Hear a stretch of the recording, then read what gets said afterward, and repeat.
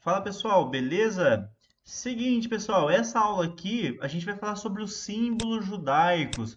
É um assunto bem interessante, eu particularmente gosto muito desse assunto, e nessa aula aqui a gente vai conhecer alguns dos símbolos judaicos.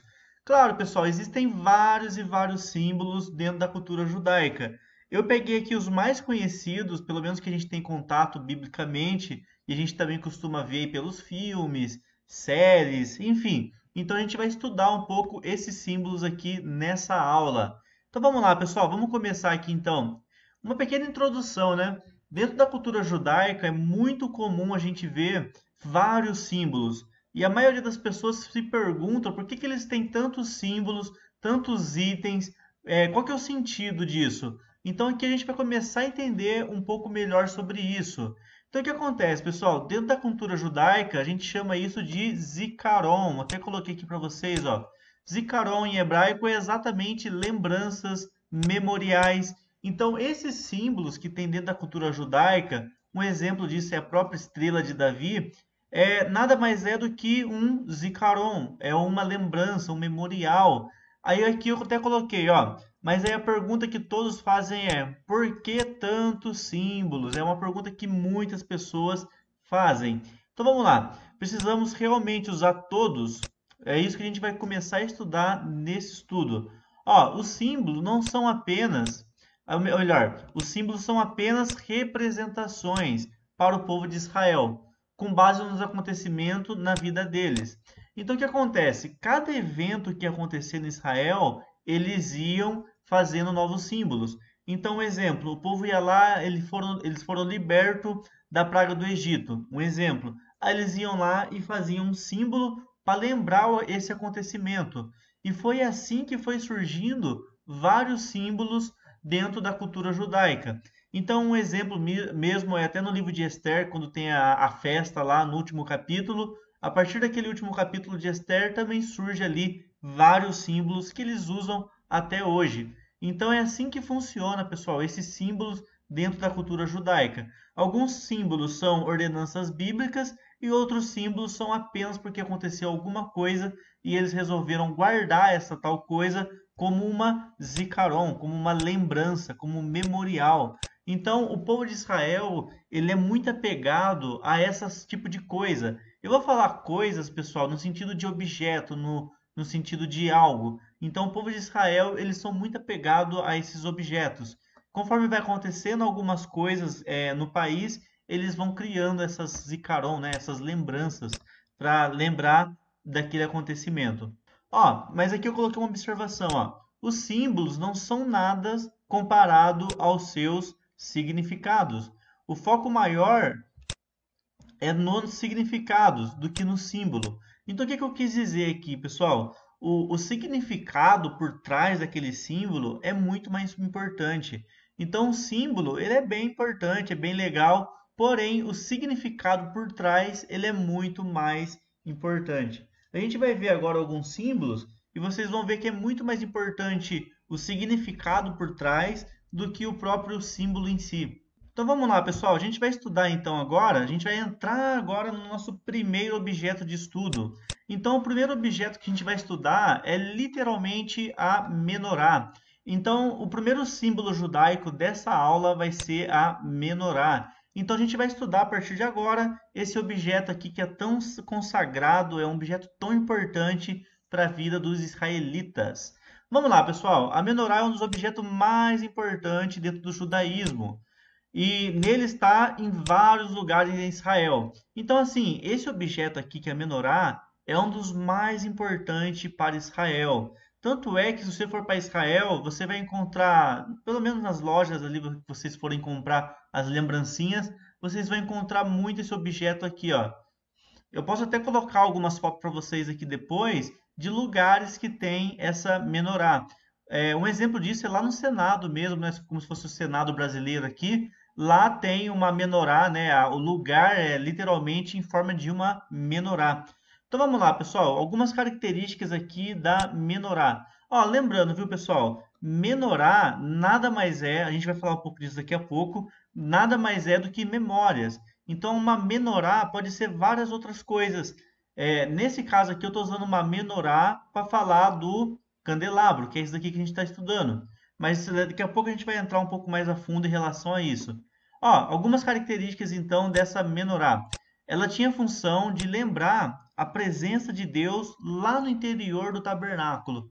Então, a primeira característica que eu coloquei aqui da menorá é exatamente isso.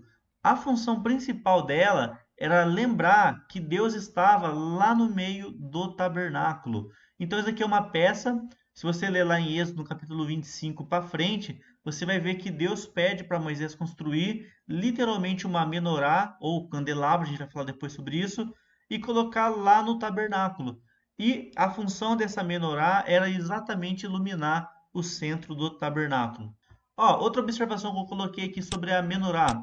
Essas hastes aqui, ó, elas sempre ficavam apontando para o meio. Então tinha ali exatamente 7 lâmpadas e as 7 lâmpadas apontavam, ou melhor, as 6 lâmpadas apontavam para a lâmpada central. Então tinha 3 lâmpadas em cada lado e essas 3 lâmpadas apontavam para a lâmpada central. Ó, aqui eu coloquei outra observação aqui, pessoal. Então, ó, segundo alguns rabinos, assim como a menorá ela ilumina todo o tabernáculo, assim deve ser Israel para todas as nações da terra. Isso daqui é muito interessante, pessoal. Segundo está lá em Gênesis, no capítulo 12, se não me falha a memória, até no capítulo 15 fala também sobre isso, fala que Abraão seria bendito e através de Abraão todas as famílias da terra seriam alcançadas. Eles seriam bênçãos para as nações. Então, para o judeu, ele tem muito isso enraizado na cabeça dele, que ele precisa ser bênção, ele precisa ser uma menorá, uma luz para as outras nações. Isso é um pensamento, pessoal, que nós também, como cristão, a gente também deve adotar. Assim como os judeus já têm isso na cabeça, que eles precisam ser luz para outras nações, nós que somos hoje também, né, como igreja, a gente deve também manter esse pensamento. A gente deve ser luz para as nações e luz para as pessoas que estão lá fora. Então, ó, segundo então dentro do judaísmo, eles acreditam que eles são luz para as outras nações. Assim como a menorá, ela ilumina o tabernáculo, assim é a Israel iluminando para as outras nações. E um paralelo ainda com a igreja. A igreja também deve ser um menorá, uma luz para quem está lá fora. Inclusive o próprio Jesus fala que vós sois a luz do mundo. Então vamos lá, pessoal, vamos descer aqui um pouco. Aqui, ó, a gente tem uma réplica da menorá, aqui para vocês terem uma ideia, né, como que ela era. Aqui, essa aqui é uma réplica lá em Israel. Lembrando, pessoal, isso aqui é uma coisa que eu vou comentar com vocês aqui, que algumas pessoas pode ser que não tenham essa informação.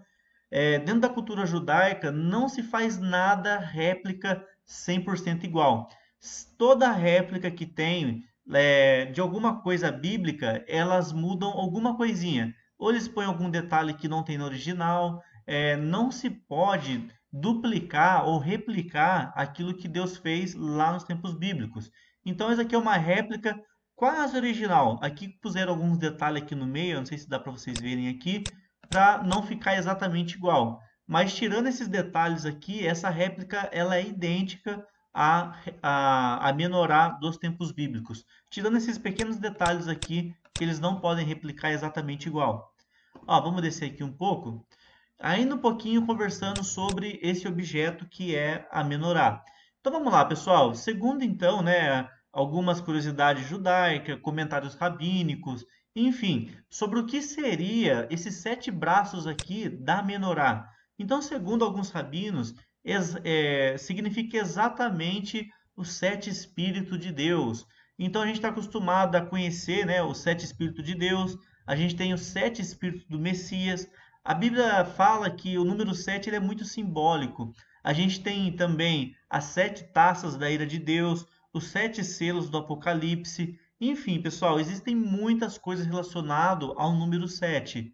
E por que 7 hastes também é um grande mistério. Existem várias teorias por que tem exatamente aqui, ó, 7 hastes no candelabro. E a gente vai conversar um pouquinho agora, né, sobre algumas interpretações acerca desse assunto. Então vamos lá, pessoal. Segundo alguns comentários rabínicos, então, esse 7 aqui simboliza exatamente os 7 espíritos de Deus no Messias. Então, quais são esses 7 espíritos?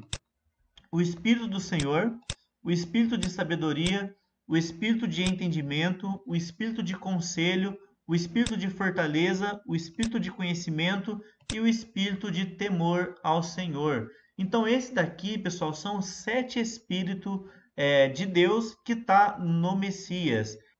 E exatamente as 7 hastes simbolizam esses 7 Espíritos. E também tem um comentário que eu acho bem legal, que eu resolvi colocar aqui para vocês também, é que as 7 hastes representam também os 7 dias da semana. Claro, pessoal, tudo que eu estou falando aqui para vocês não tem como a gente afirmar, é exatamente os 7 Espíritos de Deus. Não, não, é exatamente os 7 dias da semana. Ou talvez os 7 Espíritos do próprio Deus lá em Apocalipse. Não tem como afirmar o que são esse número 7. Porém, o que a gente tem, né, o que a gente vai fazer numa boa interpretação aí, e usando também de bom senso, é essas coisas aqui. E pegando também, né, alguns comentários rabínicos para aprofundar um pouco aqui o conhecimento nosso. Então vamos lá, pessoal, vamos descer aqui um pouco agora, conhecer um pouquinho mais sobre a menorá. Então na Torá tem um comentário falando o que significa as lâmpadas acesas. Segundo o comentarista, o que significa as lâmpadas acesas? Lá nas hastes, significa verdade e justiça. E o próprio Jesus, pessoal, faz um comentário sobre isso. Jesus faz uma menção sobre isso em Mateus capítulo 5. Vós sois a luz do mundo, a menorá, e não se pode acender, ou melhor, esconder uma cidade edificada sobre o monte. Nem se acende a candeia e se coloca debaixo do alqueire, mas no velador dá a luz a todos que estão na casa. Olha aqui agora, pessoal. Assim resplandeça a vossa luz diante dos homens, para que vejam as vossas boas obras e glorifiquem o Pai, que está no céu. Então, segundo o apóstolo Paulo, o que é essa verdade e essa justiça? É a manifestação da justiça de Deus. Então, isso aqui é apenas, né, algumas teorias para vocês aqui. Isso aqui que eu coloquei é muito legal, pessoal. O próprio Jesus faz uma menção que a gente deve ser a luz do mundo, exatamente como uma menorá. E a vossa luz tem que resplandecer diante dos homens. Então, vamos lá. Então, aqui eu comentei já no tópico passado também. As 7 lâmpadas também representam os 7 dias da semana. E assim nós devemos acender a justiça e a verdade todos os dias da semana. Como eu comentei agora, né? Segundo, então, alguns comentários rabínicos, exatamente as lâmpadas acesas significam verdade e justiça. E a gente deve acender essa verdade e essa justiça por todos os dias da semana. O que eu estou querendo dizer aqui, meus irmãos? A gente deve ser tanto verdadeiro quanto justo, não uma vez, mas todos os dias e todas as vezes na semana. Beleza? Vamos lá, pessoal, vamos avançar aqui um pouquinho. Seguinte, pessoal, nesse tópico aqui, a gente vai falar um pouquinho sobre as mensagens relacionadas à menorá. Qual que é a mensagem que essa menorá nos traz? Qual que é o ensinamento que ela nos deixa? Então vamos lá, pessoal. Êxodo capítulo 34, versículo 29. A Bíblia diz que Moisés, quando ele recebe as tábuas da lei, ele desce do monte e o rosto dele está brilhando. O rosto de Moisés resplandecia quando ele descia do monte. E o mais interessante, pessoal, ele mesmo não percebeu que o rosto dele brilhava. Assim deve ser a nossa vida, o rosto resplandecendo diante dos homens. E Jesus, o próprio Jesus também acaba dizendo que resplandeça as vossas boas obras. Então, a primeira mensagem que a menorá nos ensina é que as nossas mãos, os nossos rostos, ele deve resplandecer tanto diante dos homens quanto diante de Deus. Então, essa aqui é a primeira mensagem que nós aprendemos aqui com a menorá. Outra mensagem relacionada à menorá. A menorá também representa para nós, pessoal, exatamente educação. Porque o que acontece? Todos os dias o sacerdote ele ia lá, ele ia até onde a menorá estava, e ele trocava o óleo da menorá, ele limpava a menorá e acendia ali uma nova vela, né? Ou ele colocava novamente o azeite e acendia ali, né? Aquele pequeno, não vou chamar nem de vela, né? Vamos chamar de o pequeno foguinho que ficava ali na ponta. Ele ia lá, apagava. Todos os dias ele ia lá e limpava, e depois ele ia e acendia um fogo novo. Então, o que que isso quer dizer? Isso quer dizer exatamente que o sacerdote, para manter a luz acesa, para manter o fogo aceso, ele tinha que ter disciplina, ele tinha que ter uma educação disciplinar muito forte. É isso que a menorá também nos ensina. Aquele que quer manter a chama acesa, aquele que quer manter o fogo aceso, ele precisa ser uma pessoa disciplinada, pois o sacerdote tinha que acender todos os dias as lâmpadas, que se mantinham acesas por apenas 24 horas. E o que acontece aqui, ó? A pessoa ela tinha que ser então o quê? Disciplinada. Uma pessoa que segue uma sequência, né? Todo dia ela faz exatamente a mesma coisa. No mínimo, ela é uma pessoa bem disciplinada. E o sacerdote, a menorá nos ensina através do sacerdote que nós também devemos ser exatamente disciplinado. Beleza? Vamos lá, pessoal. Agora a última mensagem, para mim, essa é a melhor mensagem que tem e essa que eu quero compartilhar com vocês. Essa daqui eu aprendi com um rabino, ouvi certa vez um rabino falando sobre isso e eu achei bem interessante. E eu vou compartilhar com vocês aqui a última mensagem que a menorá nos ensina. Então, o que acontece? O que, que significa, né, as 7 hastes da menorá?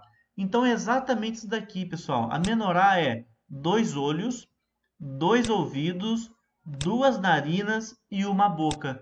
Aqui está falando exatamente do nosso rosto. Então, hoje nós temos, pessoal, 2 olhos, a gente tem 2 narinas, um nariz com 2 narinas. A gente tem uma boca e 2 ouvidos. O que essa mensagem nos ensina? O que que isso está querendo ensinar para nós? Então, nós temos 2 olhos. Esse olho, pessoal, deve ser olho exatamente olhos espirituais, olhos que só enxergam coisas boas, coisas iluminadas. A gente tem 2 ouvidos para ouvir apenas coisas boas, 2 narinas para sentir apenas aquilo que agrada ao Senhor, e por último a gente tem uma boca, que é o principal. Tudo a gente tem 2, exceto boca. Boca a gente tem uma só. Qual que é a grande lição que a menorá nos ensina sobre isso, pessoal? A gente então deve ouvir mais, a gente deve enxergar mais, sentir mais e falar menos. Esse é o grande segredo da Torá. A gente fala menos, a gente ouve mais e a gente enxerga mais. Então a boca, pessoal, é algo que você deve aí estar sempre controlando. A gente sempre deve falar menos e ouvir muito mais. Beleza? Vamos lá, pessoal, vamos avançar aqui um pouco agora. E agora eu vou falar um pouquinho a diferença, né, do castiçal para o candelabro, que é uma coisa que gera muita confusão, né? A Bíblia às vezes vai chamar de castiçal e outras vezes vai chamar de candelabro. Aí as pessoas fazem uma confusão. O que que é o castiçal e o que é o candelabro? São coisas totalmente diferentes, pessoal. Totalmente diferentes entre aspas, né? Eu vou mostrar para vocês daqui a pouquinho com uma foto, mas aqui eu vou tentar explicar a diferença entre castiçal e candelabro. Lembrando, toda vez que na Bíblia tiver isso, tá falando exatamente ali da mesma coisa. Ó, a diferença entre o castiçal e o candelabro é muito simples. O castiçal, ele tem um encaixe para apenas uma vela ou lâmpada. Então, o castiçal a gente pode falar que é um só. Já o outro, ó, enquanto o candelabro tem encaixe para 2 ou mais. Então, o candelabro, pessoal, é exatamente aquilo que a gente está conversando até agora. O candelabro é aquele lá de 7 lâmpadas. Ó, e sobre o nome menorá, que eu já comentei com vocês, mas eu vou comentar de novo. Ó, a menorá, ela pode ser qualquer objeto. Como eu falei, a menorá vem exatamente de zikaron, que é lembranças, memórias. Então, assim, o objeto que pode ser chamado de menorá pode ser qualquer um. Então, ó, existe uma menorá na festa de Hanukkah ou Hanukkah. Essa menorá, né, que é usada na festa de Hanukkah, ela tem 9 hastes e não 7. Esse objeto é uma menorá. Também uma menorá podemos definir como um objeto. Então, o que que eu falei aqui, pessoal? A gente está estudando aqui, ó, a gente viu aqui, isso daqui é uma menorá. Essa menorá aqui é o candelabro. Esse candelabro ele tem 7 hastes. Já dentro da festa de Hanukkah, que é uma outra festa bíblica, que a gente pode falar futuramente sobre ela, essa outra festa é celebrado ali com um pequeno candelabro, mas de 9 hastes. Ao invés de ser 7 hastes, é 9 hastes. Beleza? Conhecido também como Festa das Luzes, enfim. Vamos lá, pessoal, vamos descer aqui um pouquinho e eu vou mostrar para vocês aqui, ó. Aqui eu coloquei também uma última curiosidade aqui para vocês. Então, alguns rabinos, segundo alguns comentários judaicos, eles falam também que a menorá simboliza a árvore da vida, que são as 7 hastes que representam as 7 palavras que compõem os primeiros versículos da Bíblia. Então, os primeiros versículos da Bíblia, segundo alguns comentários também sobre o assunto, simboliza também ali a menorá. Ó, aqui eu coloquei a diferença para vocês verem, ó. Então está aqui o castiçal. O castiçal tem apenas uma haste, enquanto o candelabro tem 2 hastes ou mais. Vamos lá, pessoal. A gente já falou praticamente 25 minutos apenas do castiçal e do candelabro. Agora a gente vai falar um pouquinho de outro símbolo judaico. Esse símbolo aqui poucas pessoas conhecem e é um símbolo que eu acho bem legal e a gente vai estudar um pouco sobre ele, que é a mezuzá. Então, o que acontece, pessoal? Se vocês pegarem aí, agora mesmo, entrar no Google Maps, lá no Google Maps, se vocês colocarem aí Tel Aviv, Israel, vocês colocarem atualmente como se vocês forem fazendo um tour aí, né, pelo Google Maps aí, vocês vão encontrar algumas casas, a maioria, para não dizer, com exatamente esse símbolo aqui, ó. Esse símbolo na porta aqui, pessoal, esse aqui é chamado de mezuzá. Então, o que que é a mezuzá, pessoal? A gente vai estudar um pouquinho agora sobre ela. Ó, então, a mezuzá em hebraico significa umbral. É uma observação muito importante. Aqui eu coloquei. Ela pode ser usada, ao melhor, pessoal, ela não pode ser usada como um chaveiro ou amuleto da sorte. Então, primeiro item. Essa mezuzá, então, ela costuma ficar na casa do povo de Israel.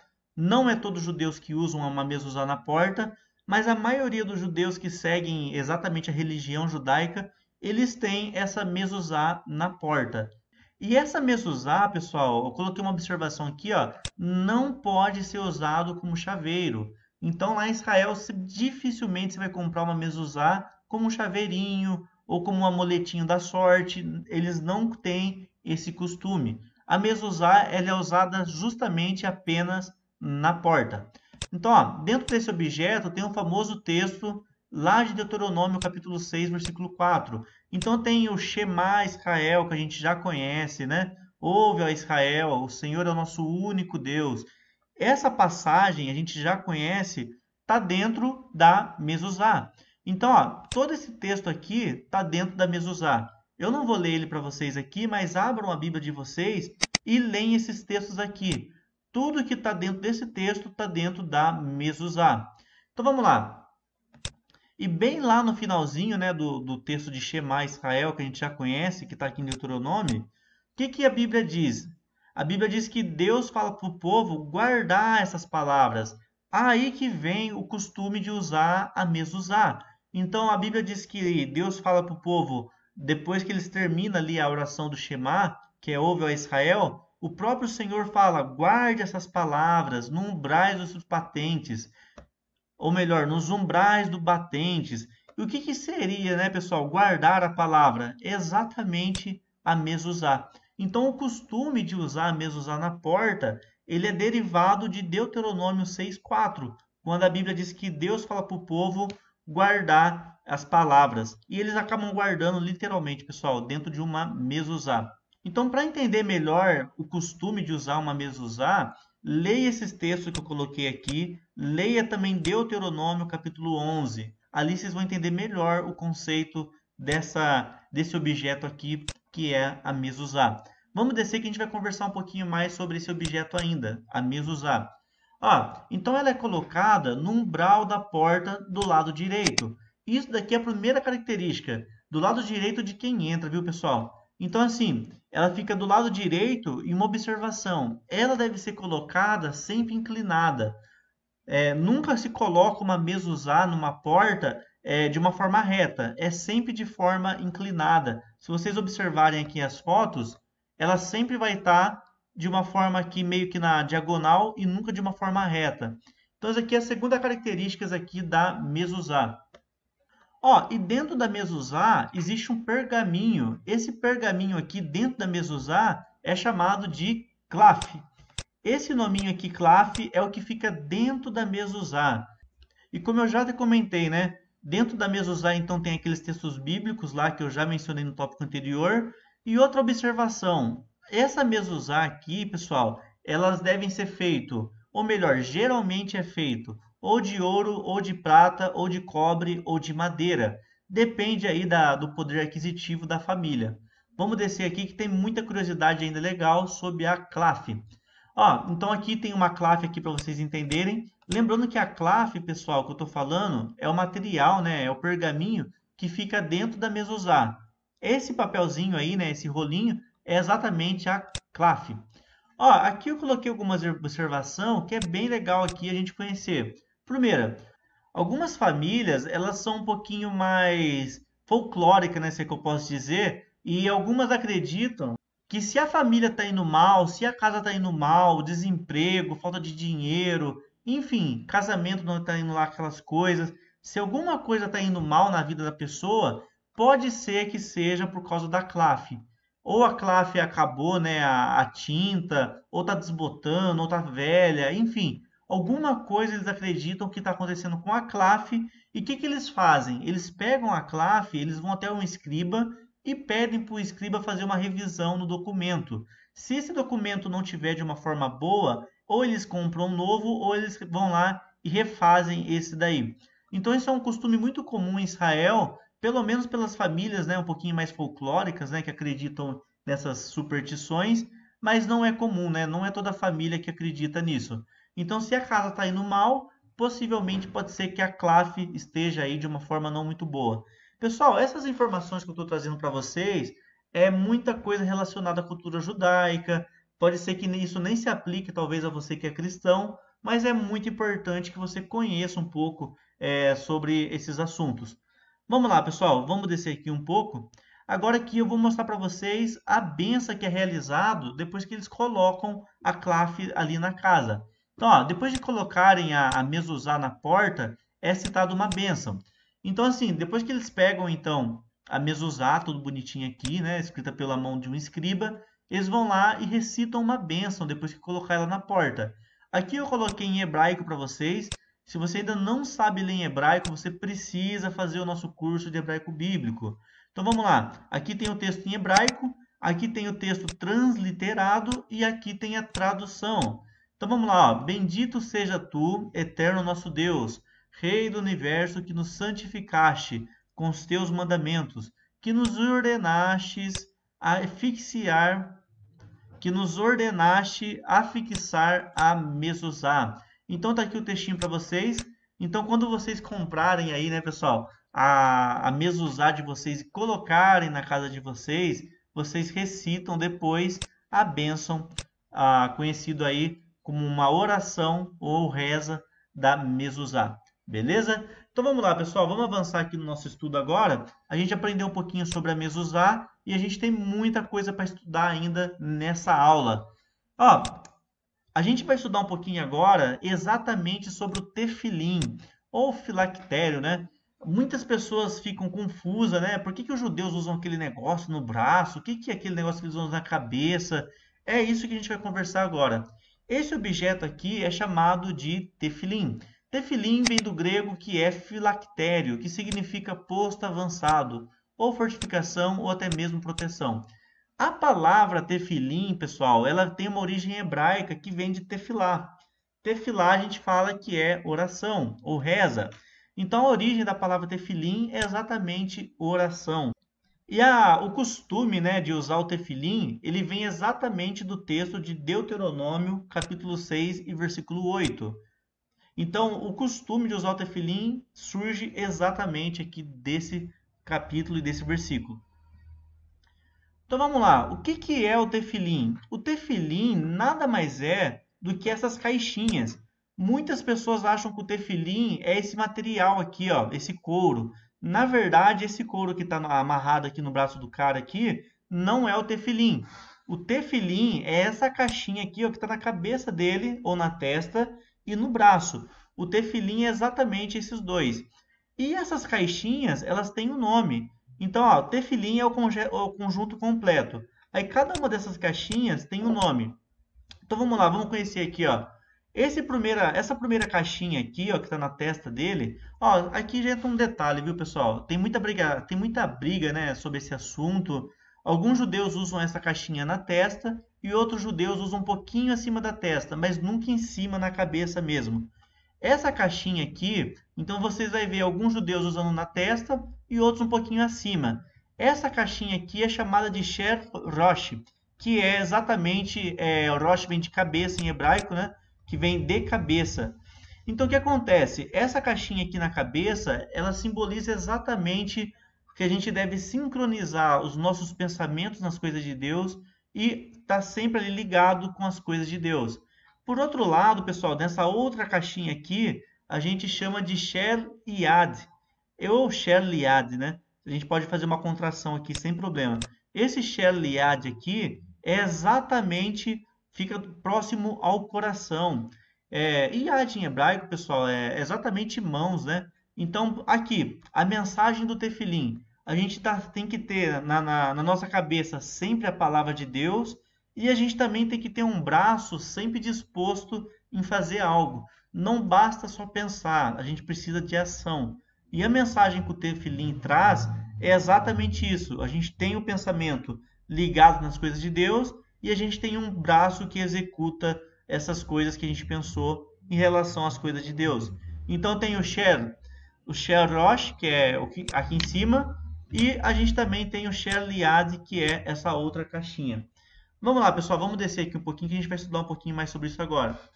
Ó, então aqui, como eu já até comentei com vocês, né? Então, para os judeus que usam, né, a tefilim, eles encaram isso, pessoal, não só como um símbolo, mas também algo como prático. Então, ó, eles praticam a palavra de Deus, que é Sheliad, que a gente comentou, e eles pensam na palavra de Deus, sempre com o tefilim ali na cabeça. Algumas características sobre esse costume. O tefilim não são usados no Shabat. Olha aqui que interessantes aqui. Então, no sábado, não se usa o tefilim. Por que não se usa o tefilim no sábado? Para não conflitar os mandamentos. Ó, então, outra característica aqui também do tefilim. Ele é usado apenas nas orações matinais. Dentro de cada uma dessas caixinhas, que são os tefilins, contém vários textos bíblicos. Então, se você me pergunta, mas o que tem dentro dessa caixinha? Tem os textos bíblicos, que são exatamente esses textos que eu coloquei aqui para vocês. Êxodo 13, Deuteronômio 6, Deuteronômio 11. Então, dentro dessas caixinhas aqui, tem esses textos bíblicos. Eu peço que vocês abram a Bíblia de vocês aí e leiam esse texto, beleza? Ó, um dos motivos de não usar o tefilim no sábado é justamente para não conflitar o simbolismo. Como o sábado já é um próprio simbolismo, não se usa o tefilim nesse dia. Senão vai ficar um monte de simbolismo, simbolismo, simbolismo, e a intenção do simbolismo é lembrar de algo. Como o sábado já é um simbolismo, né? Fala exatamente de guardar o sábado, guardar um dia para Deus, então a gente não acaba utilizando, né, dois simbolismos no mesmo dia. Vamos lá. Ó, Jesus menciona também o tefilim lá em Mateus, capítulo 23 e versículo 5. Então vamos lá, pessoal. A Bíblia diz que Mateus, né, Jesus ele acaba criticando os fariseus que alongavam os seus filactérios para parecer mais santo que os outros. Lembra que eu falei que o tefilim é um material, ele é usado para oração? Então o que os judeus faziam lá nos tempos bíblicos? Ou melhor, o que os fariseus faziam lá nos tempos de Jesus? Eles alongavam esses filactérios, pessoal, essas cordinhas, para quê? Para mostrar que oravam mais que os outros. Eles alongavam seus filactérios, deixavam ele exposto, para mostrar que eram mais santos que os outros. E o próprio Jesus ele vai meio que de contra esses costumes desses fariseus, lá em Mateus capítulo 23. Outra característica aqui, pessoal, sobre o filactério. Então, ó, aqui dentro, ó, vou mostrar aqui para vocês, ó, aqui no braço dele, ele colocou a camisa aqui, não vai dar para ver. Aqui é dado 3 voltas. Essas 3 voltas é exatamente simbolizando a letra Shin em hebraico. A letra Shin em hebraico nada mais é do que vem de Shaddai, vem de poderoso, Shaddai, né, o Deus poderoso. Então a letra Shin aqui no braço é dado 3 voltas. Depois aqui no braço dele, ó, não sei o nome dessa parte aqui, se é antebraço. Enfim, onde tem essa parte aqui, é dado 7 voltas. Olha aqui, pessoal, mais uma vez o número 7 aparecendo. é dado 7 voltas aqui, ó. E depois que é dado, então, essas 7 voltas, aí ele faz também mais 3 voltas aqui no dedo do meio. Enfim, pessoal, procurem no YouTube um vídeo de um judeu colocando, né, para vocês verem como que é legal quando eles colocam, porque tem toda uma forma certa de fazer, colocar aqui o tefilim. Não é de qualquer jeito. Então, é 3 voltas aqui no braço, depois mais 7 voltas aqui, depois eles amarram aqui 2 vezes, ó, representando também a letra Shin, ou melhor, 3 vezes aqui no braço e 3 voltas aqui no dedo. Beleza? Isso aqui é só um comentário aqui para vocês entenderem que não é de qualquer jeito que se coloca um tefilim. Ó, então aqui do lado a gente tem, né, o tefilim, que é exatamente essas duas caixinhas. E agora vamos falar um pouquinho, pessoal. Eu até comentei aqui, né, como que é colocado, né, no braço, tudo. E um tefilim, ele é um material muito caro. Como ele é de couro puro, não é um material barato. Pelo menos assim, né, dentro de alguns sites aqui que eu fui procurar, o preço médio para comprar um tefilim é de US$ 1.000. Não é qualquer pessoa que tem um poder aquisitivo para comprar um tefilim. Então, por isso que muitos judeus não usam o tefilim, porque é justamente um valor bem alto. E o material usado para fazer o tefilim também não pode ser qualquer material. Por isso que o preço às vezes acaba sendo até um pouco elevado. Uma observação que eu coloquei aqui, que eu quero comentar com vocês, que é muito importante. O tefilim, nunca ele é posto no seu braço mais forte. Então, se você é canhoto, você coloca o tefilim no seu braço direito. Se você escreve com a mão direita, você coloca o tefilim no seu braço esquerdo. E aí, pessoal, entra várias perguntas, discussões.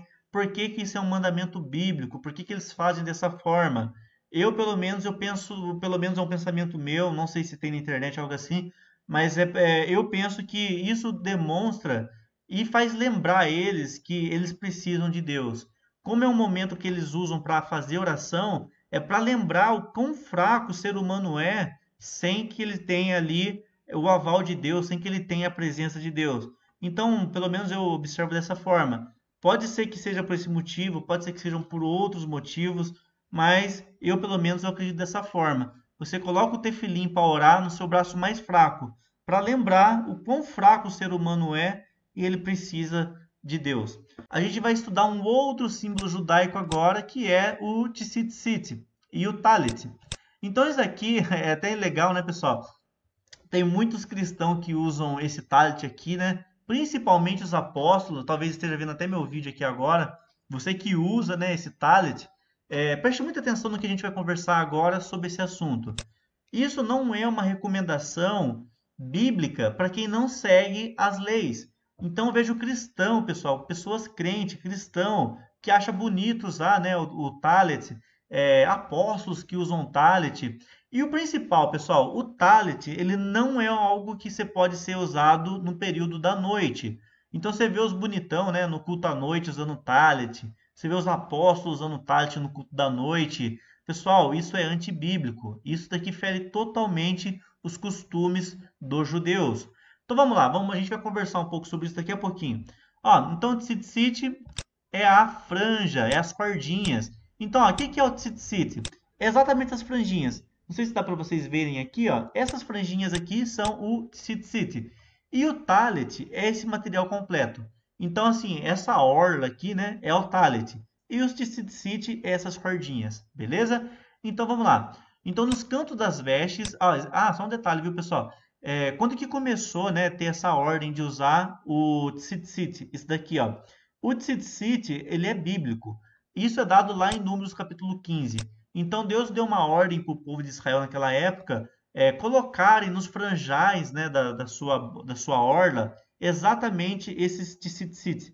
Esses tzitzit aqui nada mais é do que a representação dos mandamentos e a lei de Deus. Então Deus deu esse mandamento para o povo, aqui vocês vão encontrar isso, de sempre lembrarem de guardar as leis de Deus. E para eles lembrarem, né, de lembrar de guardar as leis de Deus, eles colocavam aqui nesses tzitzit. Então, atualmente, a gente não usa, né, uma orla, a gente não usa um vestido nos tempos bíblicos, né, igual era. Pelo contrário, para lembrar, né, dos mandamentos de Deus, das leis de Deus, a gente substituiu a orla pelo talit, que é esse material aqui, ó. Então o talit ele vem exatamente com essa missão de substituir aquela roupa que os judeus usavam naqueles tempos, né? Aqueles vestidos. Ó, uma discussão bastante atual no judaísmo é sobre a cor do cordão. Alguns usam azul e outros usam branco. Aqui também, né, tem toda uma briga aí, né? Por que que é azul, por que que é branco. Alguns vão falar que é do material texugo, né? Que é um material que foi usado também para fazer a tenda do tabernáculo de Moisés. Então fica daquela briga, se é azul ou se é branco. Isso para nós não tem um grau de relevância muito grande, mas dentro do meio teológico judaico é uma briga se é branco ou se é azul. Para nós, isso agora não é o foco. Ó, duas características bastante importantes sobre o talit. Ele é usado apenas durante o dia. Aqui já fica uma atenção para o pessoal, né? Que gosta de usar o talit para culto à noite. Isso fere os mandamentos bíblicos. Então o talit ele é usado à noite, e não, ou melhor, ele é usado durante o dia e não durante a noite. E o único dia que você pode usar esse talit aqui, à noite, é na festa de Yom Kippur, conforme Levítico capítulo 16. Então, o único dia, né, que é permitido usar à noite é Yom Kippur. Beleza? Vamos lá, pessoal. Agora a gente vai correr aqui, né, um pouco o fim do nosso estudo. Agora a gente vai conhecer os tipos de kippah. Isso aqui é uma coisa muito legal também, né? Quando você fala em judeu, o que que você já vê na cabeça? Você vê na cabeça um cara barbado, talvez de óculos, com um negocinho na cabeça, né? Um kippah. E muitas pessoas não entendem o que é o kippah. E nessa aula aqui, agora a gente vai entender um pouco melhor sobre o kippah.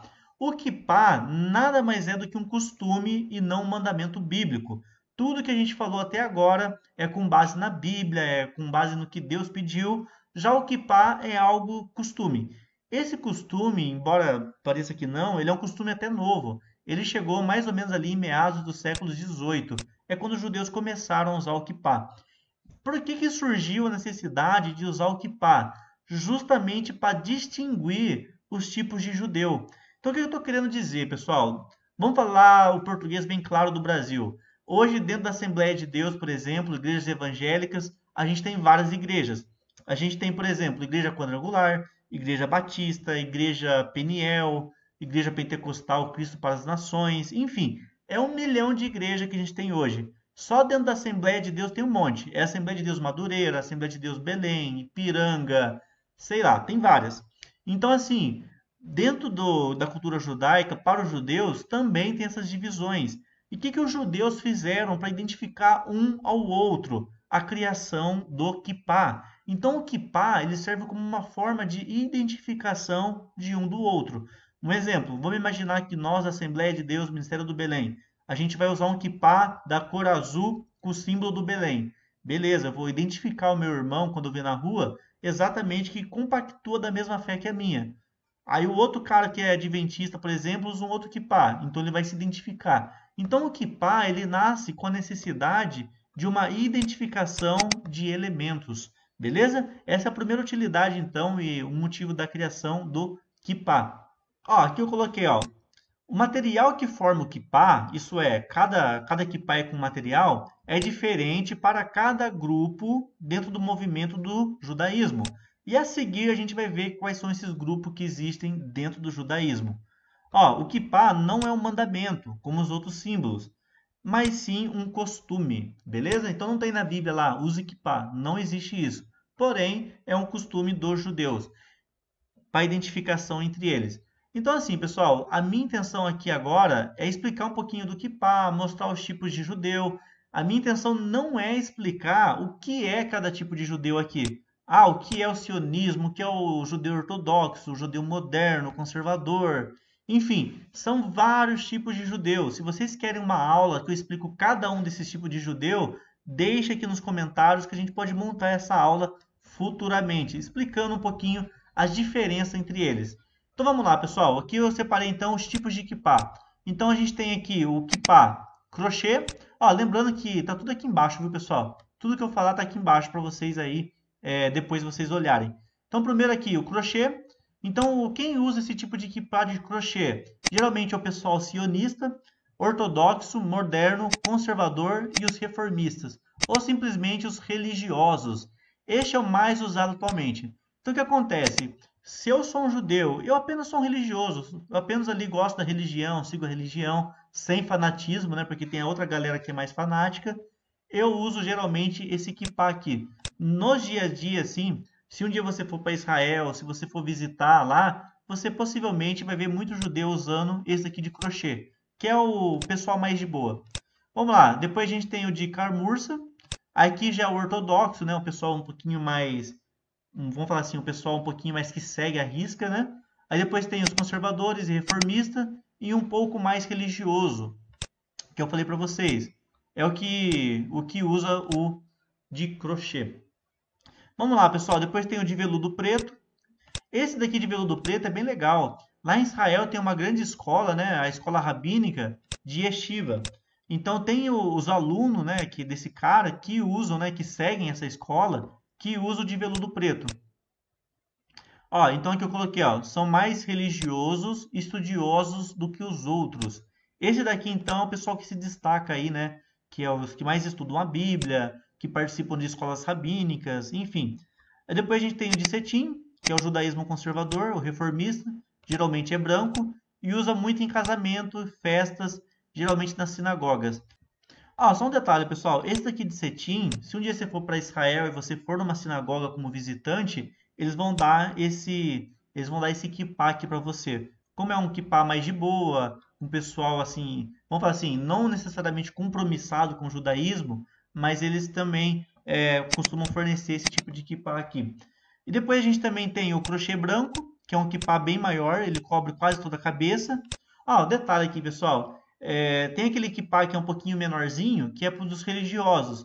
E tem o kippah que é um pouquinho maior, né, que cobre a cabeça toda. Esse já é mais de boa, né? Você vê que o judeu é mais tranquilo. E é um povo ali que segue uma escola chamada aqui, ó. Exatamente essa escola aqui. E depois, por último, aqui a gente tem a última categoria, que é o pessoal aí que veio de fora. Que eu vou até mostrar para vocês aqui o chapéuzinho que eles usam, né? O kippah, que é mais ou menos esse daqui, ó. Esse daqui vocês vão ver alguns filmes de pessoas que migraram para Israel, ali de Pérsia, de outras regiões, eles usam exatamente esse daqui, ó, que é um pouquinho mais diferente, que é Bruhara. Seguinte, pessoal, essa aqui então foi a nossa aula sobre símbolos judaicos. Eu espero que essa aula aqui tenha agregado no conhecimento de vocês. E deixem aqui nos comentários se vocês querem mais aulas sobre a cultura judaica, sobre o hebraico bíblico. Enfim, pessoal, essa aqui foi mais um tema aqui que a gente trouxe para vocês. E eu espero que esse material aqui agregue no conhecimento de vocês. E assista essa aula mais vezes, não assista apenas essa vez. Vai lá, reveja o material, reveja esse vídeo, porque eu tenho certeza que vai abrir muita mente de vocês para a cultura judaica. E se você ainda não é aluno do nosso curso de cultura judaica, hebraico bíblico, se você ainda não se matriculou no curso de SAD, eu também vou deixar aqui o link disponível para vocês se matricularem. Essa aula que eu dei para vocês é uma das aulas que vocês vão aprender lá no curso de cultura judaica e hebraico bíblico. Essa daqui é apenas a pontinha do iceberg aí que a gente tem preparado para vocês. Fechou? Então é isso aí, pessoal. Muito obrigado a todos que assistiram essa aula e até o próximo aulão. Fechou? Até mais e tchau, tchau.